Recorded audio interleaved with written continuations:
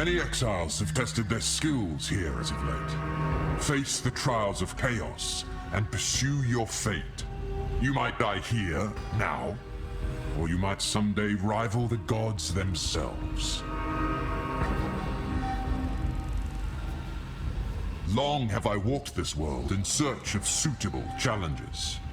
My master, Chaos, has charged me with this task. Many have attempted my trials in search of greatness. Scholars, criminals, heroes, and the meek. All have stepped forward, and most have fallen. The rules never changed for them, and the rules will not change for you. Bring only that which you can afford to lose, including your life.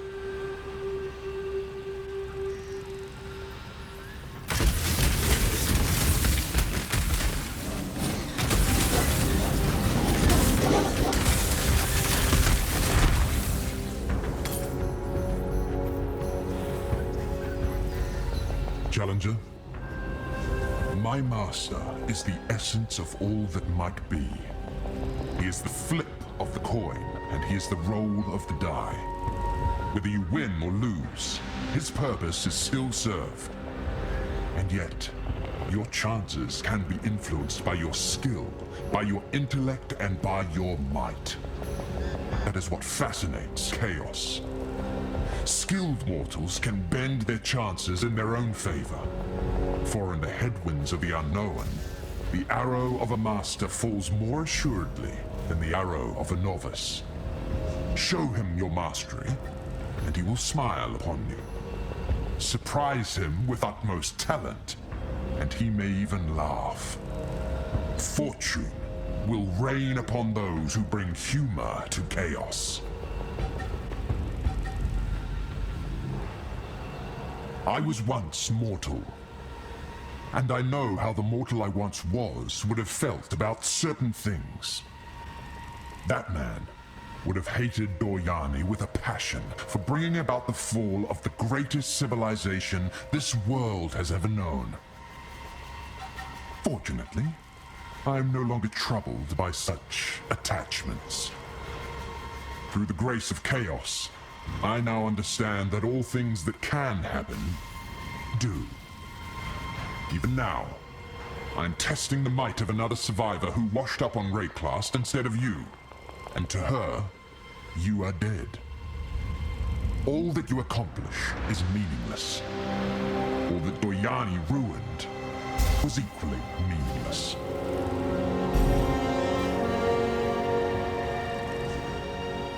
The Queen represents an odd island of stability that Chaos cannot comprehend.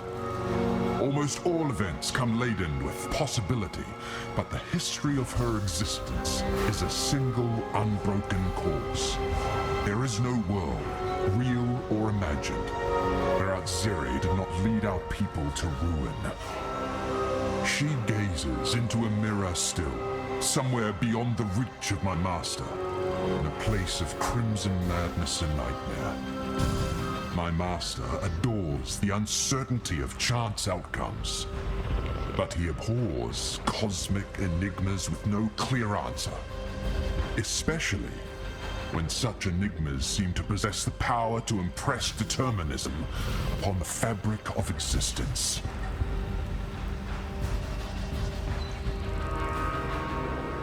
My Lord Chaos has often felt there is a sinister force lurking in the unknown mists of raw creation that seeks to oppose him. It does not show itself. No, it is a cowardly impulse, one that subtly tangles the threads of fate to bring together mortals in each era for the purpose of order, a cold conflict that has raged eternal, with only one exception.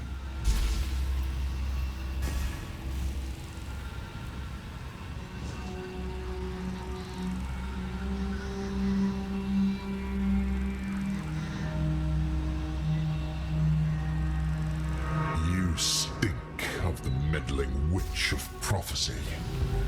You must know that she is a liar. She has no power of prophecy. Her power is only that of memories. She remembers what happened, and only what happened. She does not see the possibilities, what could be, or could have been, the way my Lord Chaos does. Worse still, like all memories, even mine, hers fade with time. Would you entrust your fate to a senile old woman that can hardly keep herself awake? The very fact that she tells you certain paths lead to doom means they happened. Those paths did lead to doom. Her prophecies are nothing more than painful memories of all the times she failed. What makes this go around the mad wheel any different? Chaos promises nothing. Only the truth. Today is not special. You are not special unless you make yourself so. In that truth, there is utmost freedom. It is not so simple a thing to determine whether a being serves order or chaos. These two impulses suffuse all who possess a will of their own. Some more than others. This perverse opposition has fueled the inner struggle of living beings since the beginning of time, and will continue to do so until its end. However, there is one thing upon which both inclinations agree. In the eyes of chaos, there can be no amusement or unlikelihoods in a dead world. And, while such a realm would be perfectly ordered, there would be no one left to enjoy the supposed fruits of such a domain. I am not certain that order exists as a thinking being like chaos does. But the forces that serve both have agreed to a narrow alliance against a rather existential crisis. We, and I shudder to use that word, we, already sacrificed all we had to buy this world one stay of execution. It only cost the lives of my entire people and everything they ever built. The decaying temples and cities of the Vaal Empire are not rotting monuments to hubris. They are a legacy. A silent reminder of what was given so that the other peoples of Rayclast might survive. What will you sacrifice when the moment comes?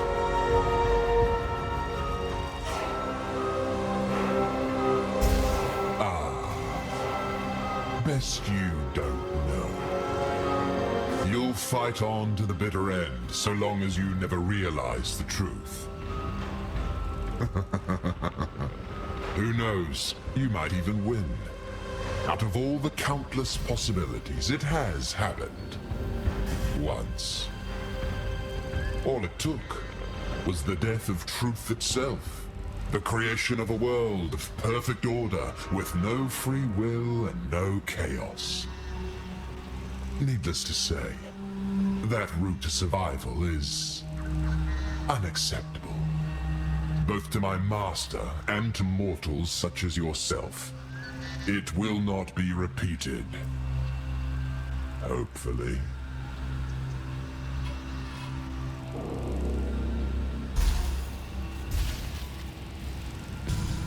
Oh, I'm only a couple of thousand years old. If you want to know more about the beginning of time, you'll have to ask the Titans. Well, Titan. Or that insufferably cryptic owl, if you don't mind paying such a horrible price.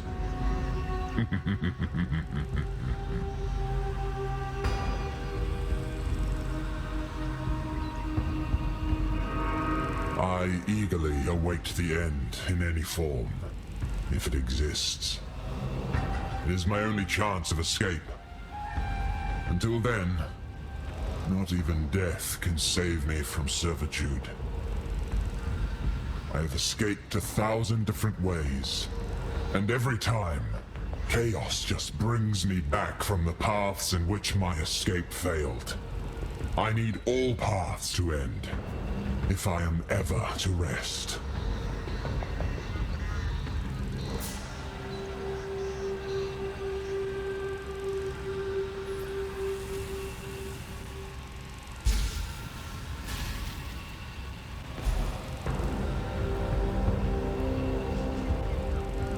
Choking vapors seek the living.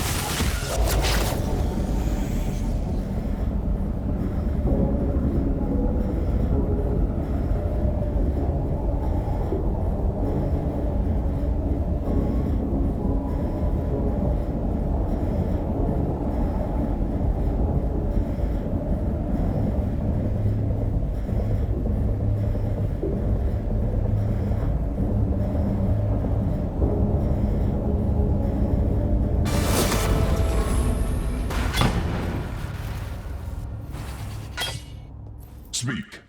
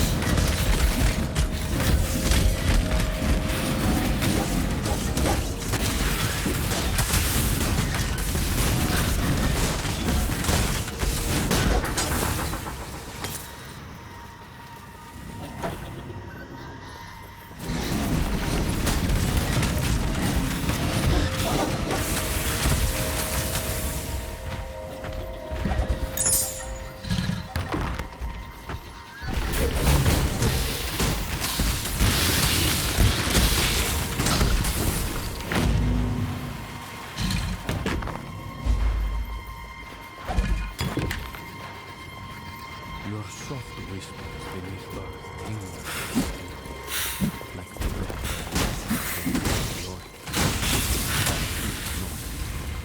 I hear your name inside the sky.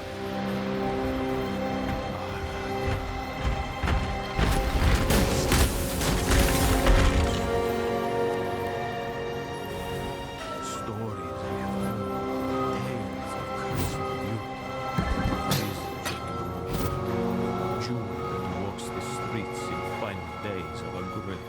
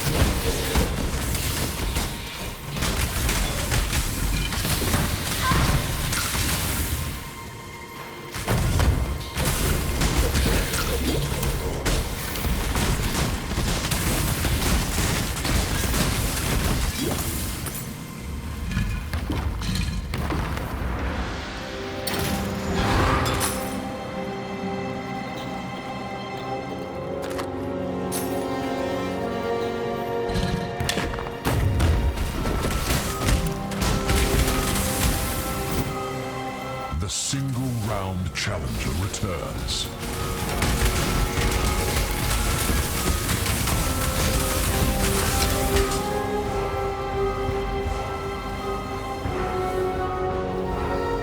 Your arteries constrict.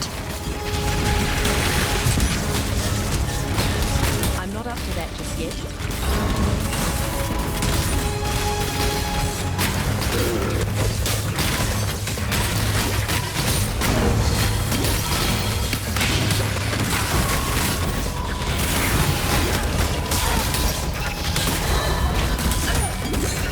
Your potential remains unrealized.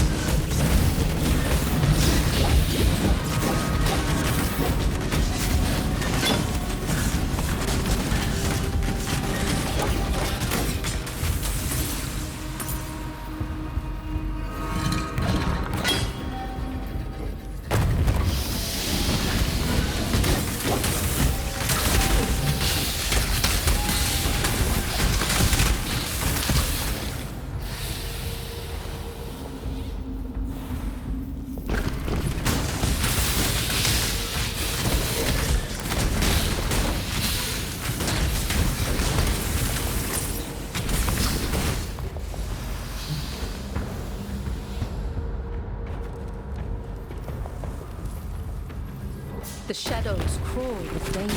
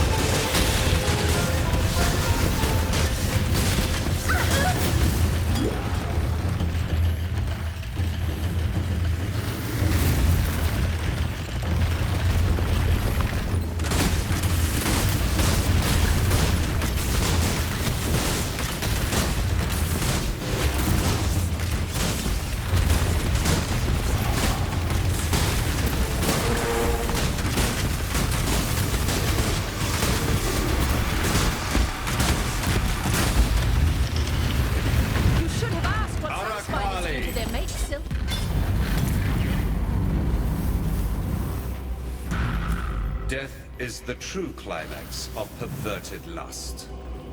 Many an art. Let your twisted form of lust die with you, Arakali. You hear?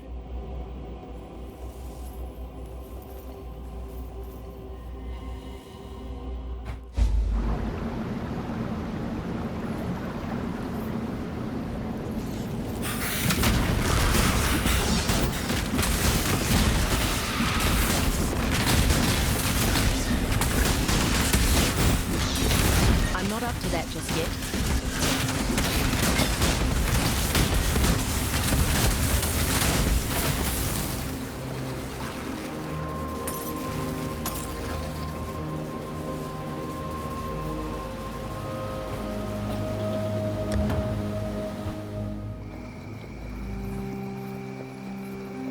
So, this is Kishara's famed star. Just as I reckoned. It won't point me in any one direction. It can't make up its mind. I suspect you to me not being able to make up mine. I feel a tremor of prophecy coming over me. Like some scallywags just stomped over my grave. I go see Lily. There's to be only disappointment and sorrow. But if that's what the future has in store, then it can keep it. I wish her long and vibrant life for the girlie. One free of the trouble that an old dead buccaneer like I might bring upon her.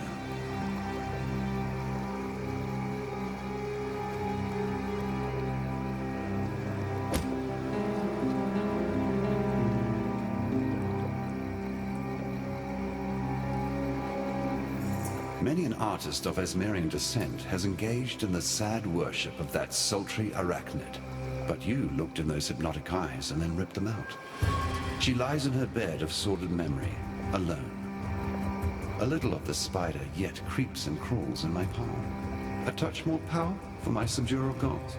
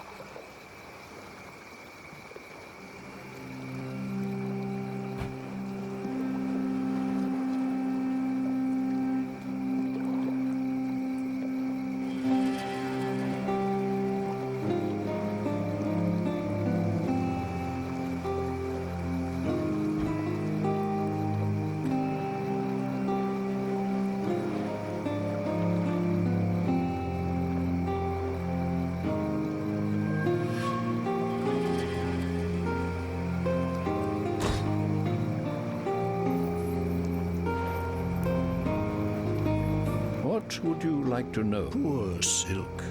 Like so many before him, Silk succumbed to a most insidious disease. Ambition, that craving for greatness. An irresistible compulsion to leave one's mark on the world. There's another name for marks like that. Scars. were highly advanced in their technology, the Val were rather brutish in their social practices. I find it rather baffling to think of the Val as a people who believed in science and progress, and yet constructed elaborate sacrificial altars in the centers of their cities. Judging by the construction of this particular ruin, I would say that the city rose to prominence during the reign of Queen Tetzlapoka, who some scholars refer to as a waif of disturbing proclivities. Hello, I'm... Greetings. Hello.